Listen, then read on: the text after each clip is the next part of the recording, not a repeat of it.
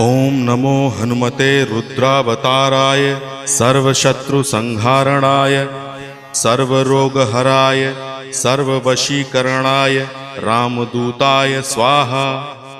ओम नमो हनुमते रुद्रावताराय सर्वशत्रुसंहारणाय सर्वरोगहराय सर्ववशीकरणाय रामदूताय स्वाहा। ओम नमो हनुमते रुद्रावताराय सर्वशत्रुसंहारणाय सर्वरोगहराय सर्ववशीकरणाय रामदूताय स्वाहा।